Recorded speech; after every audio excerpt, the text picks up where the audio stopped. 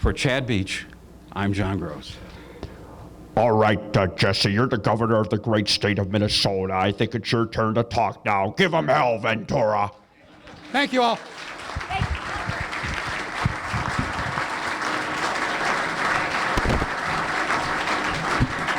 Thank you, John. Thank you very much. And without any further delay, I'm very happy and pleased to introduce the governor of the state of Minnesota, Mr. Jesse Ventura. Thank you.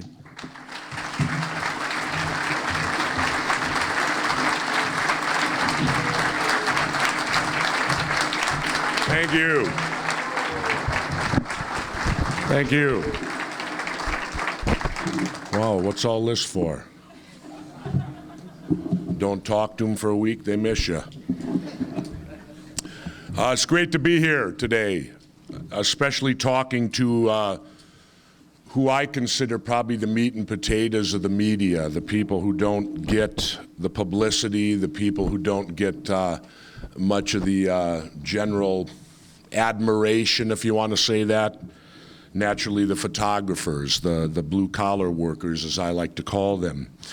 And I know a lot about, after especially these past 3 years, about you people and how you do your job. You go about it quietly, you take the pictures while the reporters breeze in and they get all the glory in the end.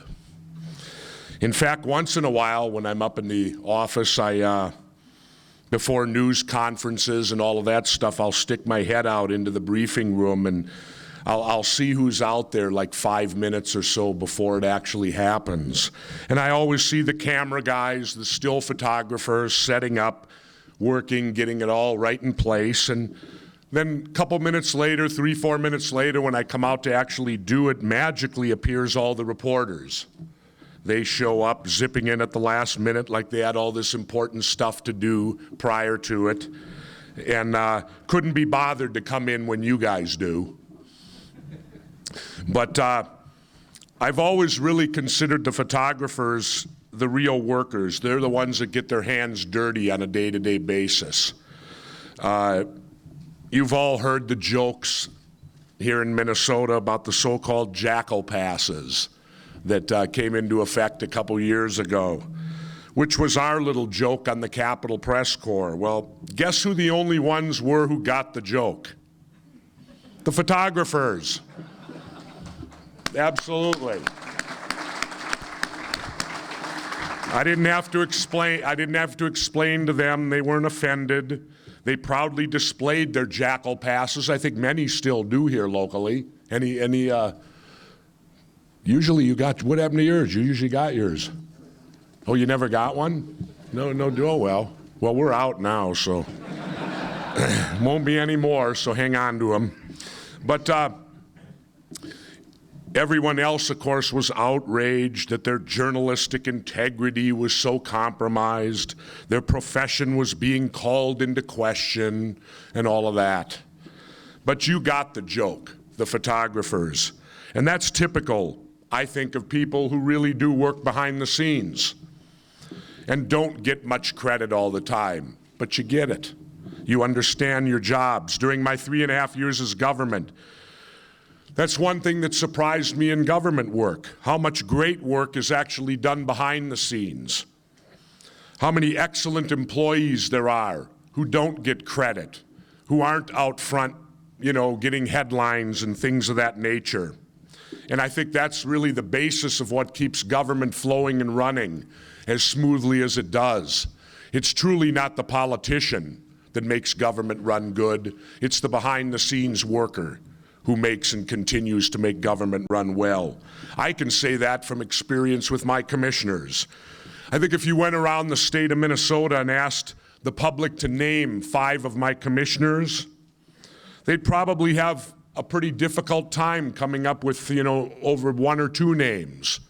I remember locally here when one of the writers, Patrick Royce, criticized me up and down early in my year, blamed me for everything that happened, including the rain, and hit me hard on agriculture. And I countered by simply asking this reporter to name my commissioner of ag, and he couldn't.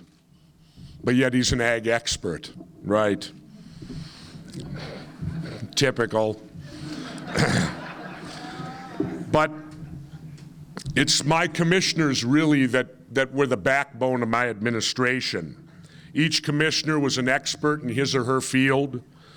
As a matter of fact, it was ironic that a little while after the election of '98, I ran into one of my opponents, Hubert H. Skip Humphrey. And Skip told me about 6 months into my administration, he said that I had the best cabinet in the United States of America, and I concurred with him. I agreed with him because I did have terrific people working for me.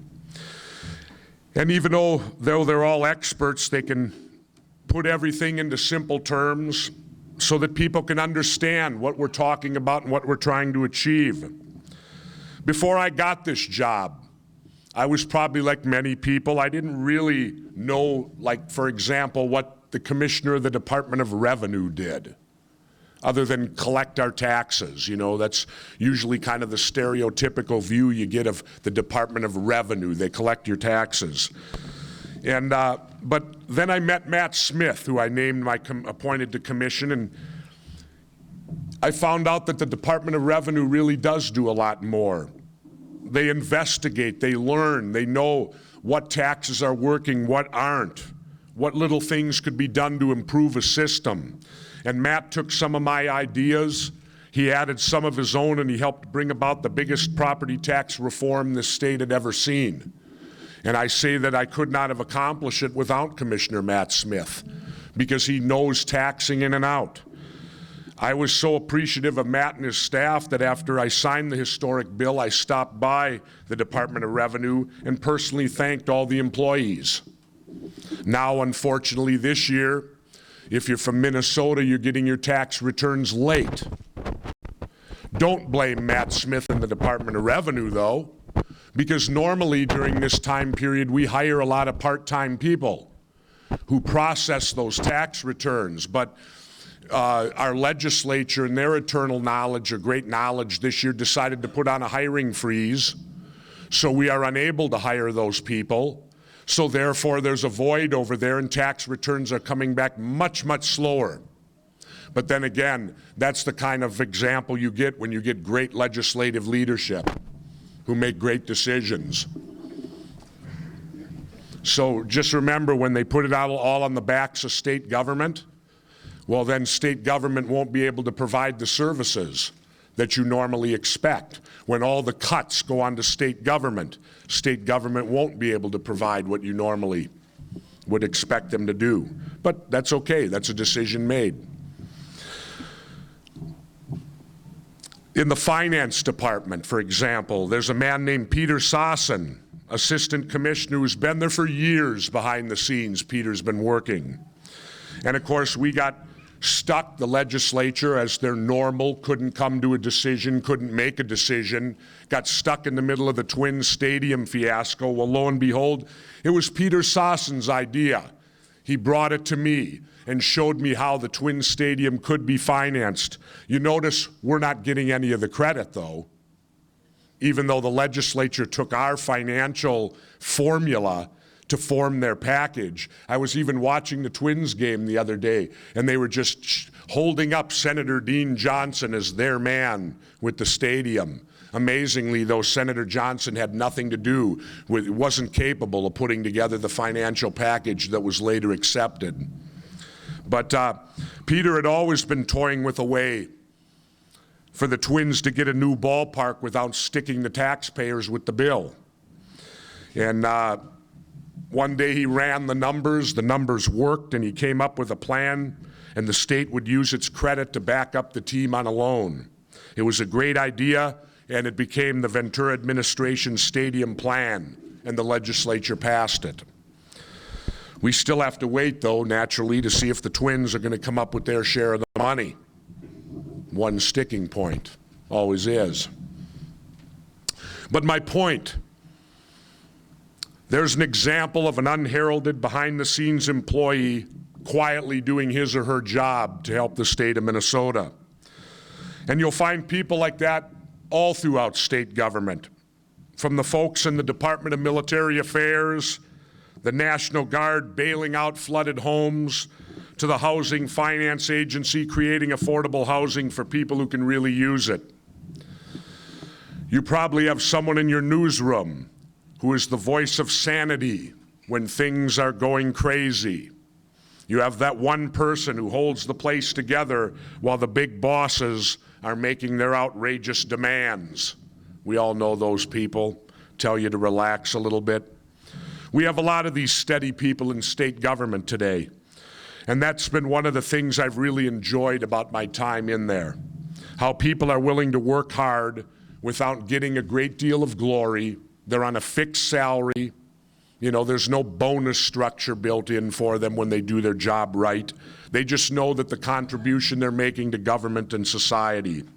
Part of my job as governor is to take credit when as a team we do well, and to take the blame when as a team we screw up. I knew that coming in, and I've been ready for whatever comes, and there's been plenty of it. But there's been more good by far in a way than there has ever been bad. And for that, I can thank all the people behind the scenes at state government, my commissioners, and the people I've had the enjoyment of working with. I hope all of you get the credit that you deserve in your jobs. But always remember, the greatest credit comes from within yourself. The greatest credit comes from being able to look into the mirror at the end of the day and know that you did the best job you possibly could. And if you have that going for you, no matter what's written about you, no matter what innuendo or whatever BS is thrown out there, you know that at the end of the day, you can look into the mirror and be comfortable with yourself. And really, when you're comfortable with yourself, you don't have to prove anything to anyone else. I hope that it doesn't mean that winning awards like Photographer of the Year, there can only be one. But rest assured, you all know in reality there are probably dozens of winners out there, but only one is going to get picked. Or it's going to be an opinion. I remember early in my life when I was involved in weight training and bodybuilding, and you'd go to a contest and they'd come up with the order 1 through 8, whatever it was. And I remember you'd get disappointed if you didn't place in a certain way. But then I realized after being in it a while, it's all so subjective. And that if you got a new set of judges, you would end up with a completely different order. So it's all based upon whatever that day the judges may have been thinking. And I think in photography the same will apply. It just happens the way the judges happen to think that day. Bring in a new set of judges, you'd get a whole new order. So deep down in yourself, you know that you know whether you've done the job or not. You know when you go home at night and you look into that mirror at the end of the day whether you did the best you could or not. And judgment from everyone else, it's a dime a dozen. Everyone's got an opinion, don't they? What's the old saying? Opinions are like you know what, and everyone's got one.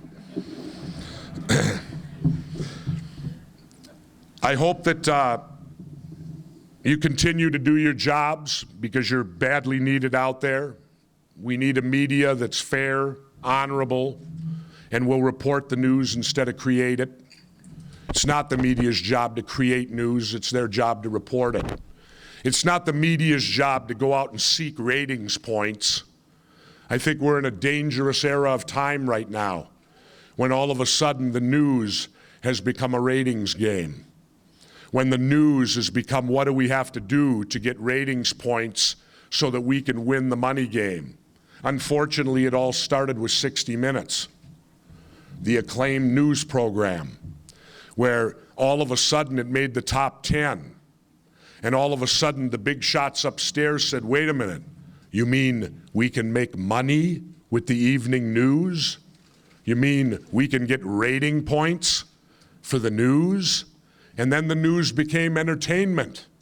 And now all you people are photographic entertainers. Oh yeah, you are.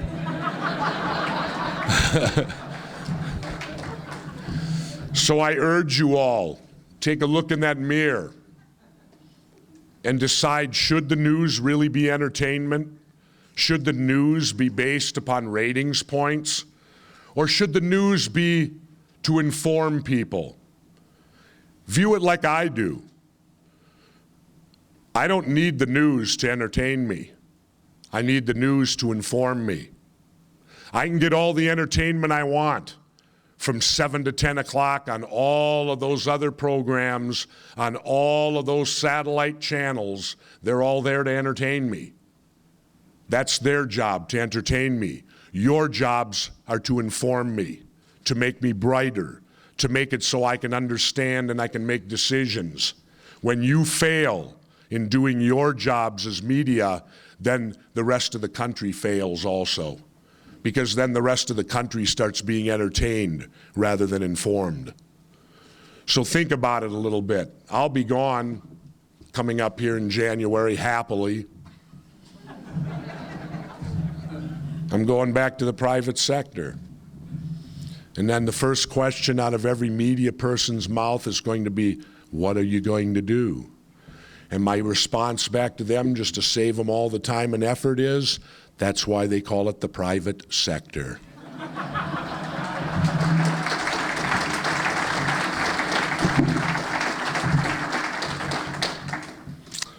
So again, thank you very much. Have a terrific convention here. Enjoy yourself in the Twin Cities. Take a little time when you're here now to get out and about.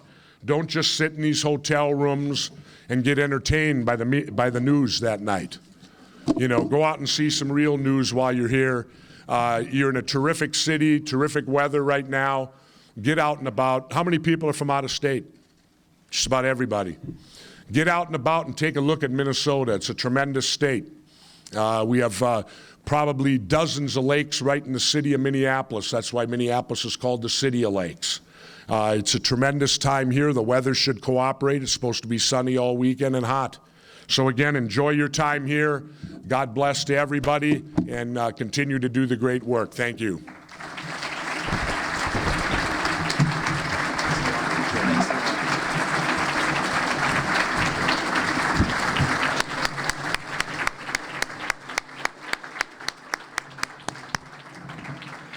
Again, thanks, Governor Ventura. There will be a break sponsored by the Star Tribune from 9:30 until 10, and we'll reconvene back in here in 10, and we'll have a few announcements to make at the beginning of the 10 o'clock session. So I'll see you then. Thank you.